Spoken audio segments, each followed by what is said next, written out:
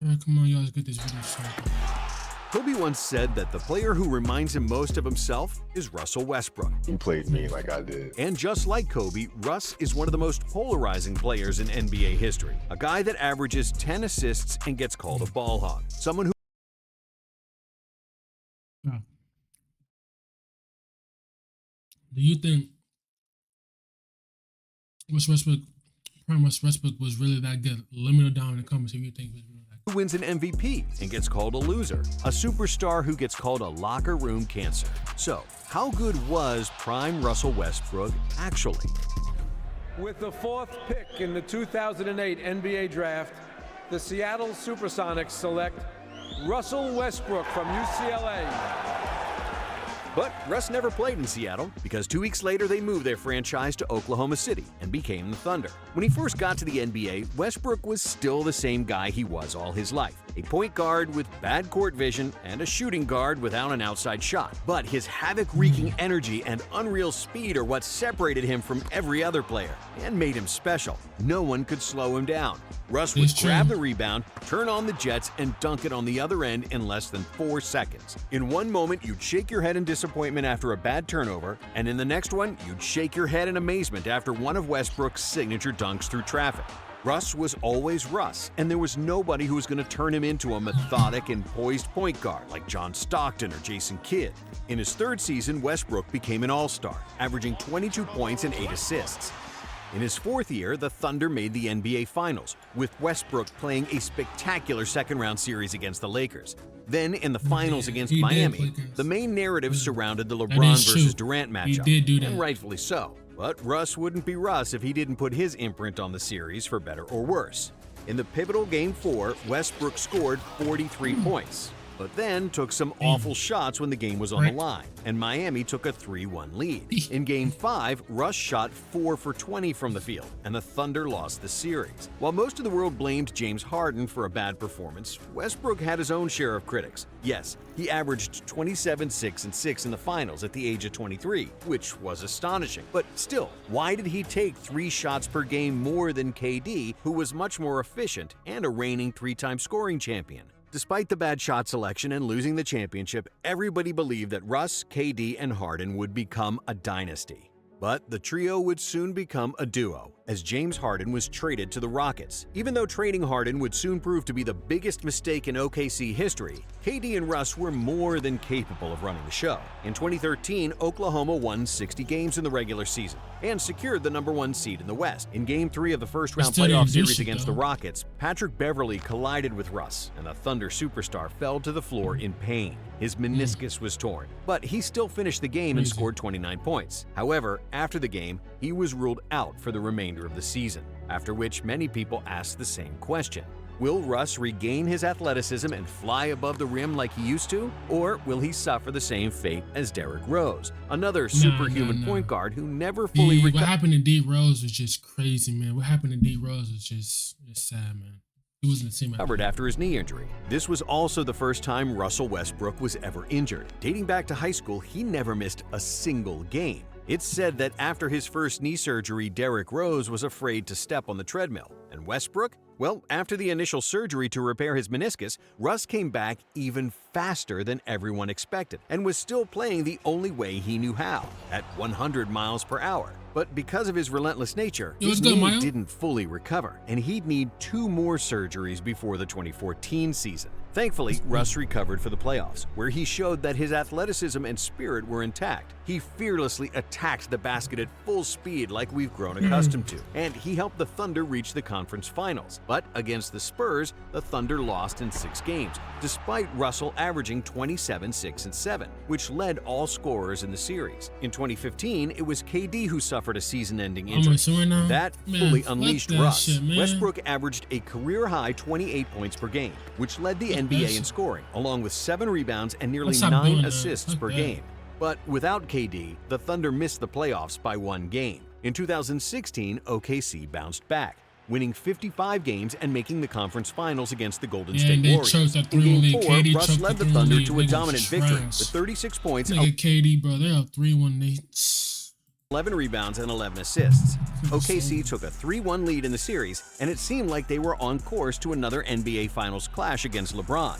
But in the next 3 games, Westbrook shot 35% from the field and less than 30% for 3, with 5 turnovers per game.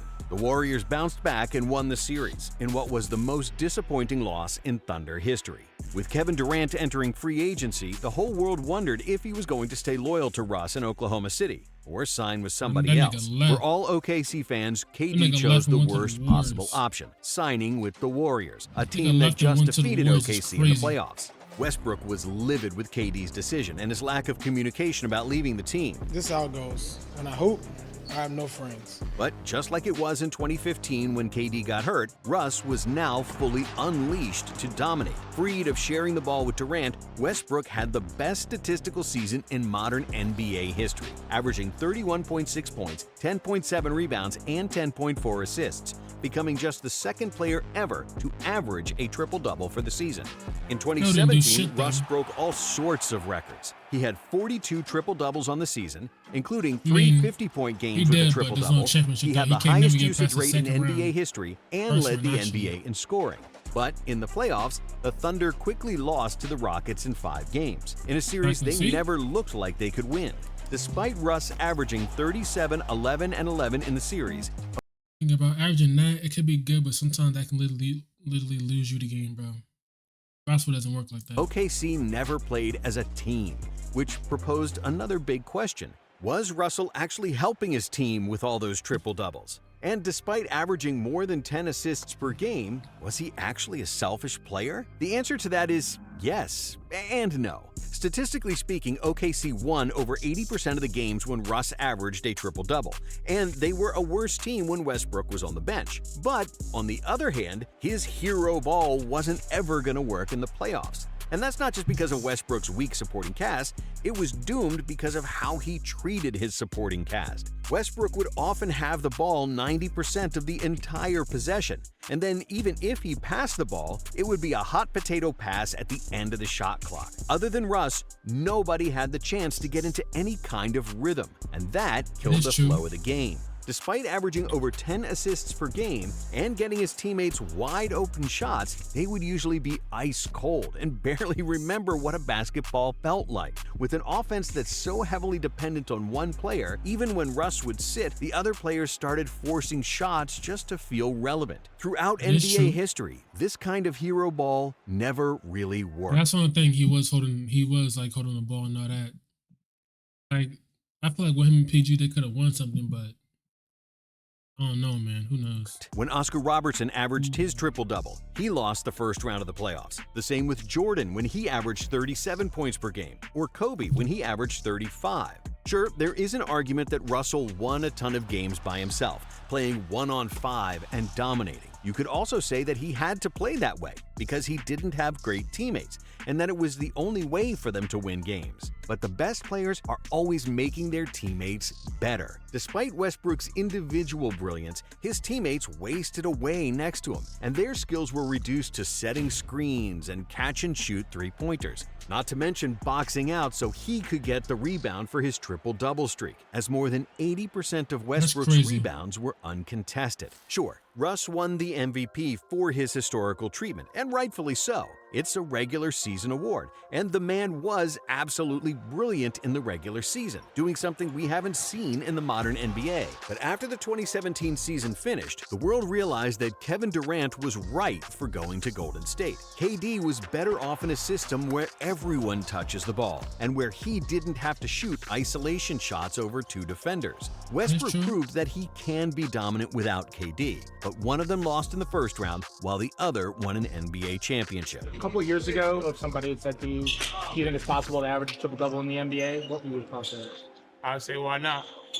After he won the MVP, Westbrook averaged a triple-double in 3 of the next 4 seasons. Each time, his teams lost in the first round of the playoffs, and nobody cared too much about his triple-doubles. In 2023, Nikola Jokic was 12 assists shy of averaging a triple-double for the season, and he's a perfect example of why all stats are not created equal. Jokic gets everybody involved. He doesn't force shots and doesn't pass to get the assists, but to make the right play. Joker's teammates cut and move all the time because they know that they're going to get the ball. With Westbrook, it's often just getting out of the way and waiting in the corner. While basketball completely changed since he came into the NBA, Russ stayed the same.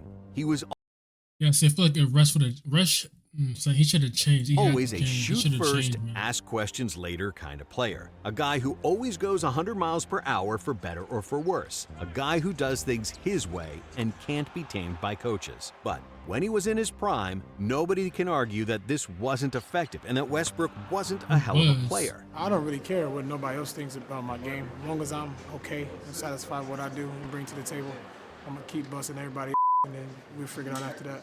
He's one of the 6 best transition players in NBA history, on a list that includes young Charles Barkley, Jordan, LeBron, pre-injury Derrick Rose, and Giannis. His trademark move when he gets the rebound, dribbles the whole Pre-injury Derrick Rose was insane, bro. length of the court in 4 seconds and then dunks over 2 defenders was mesmerizing.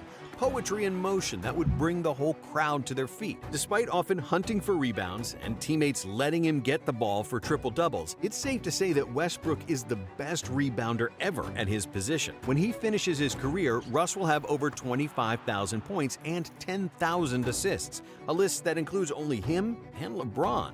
Westbrook is a 2-time scoring champion and a 3-time assist leader, another unique feat. He also made 9 All-NBA teams, with only 25 players in NBA history who have made 10 or more. By sheer numbers and accolades, Russ is among the 15 or 20 best players of all time. And throughout NBA history, there haven't been many players more polarizing than Westbrook. Hey, that is facts, though. I'm not going to God. That is facts. It's facts.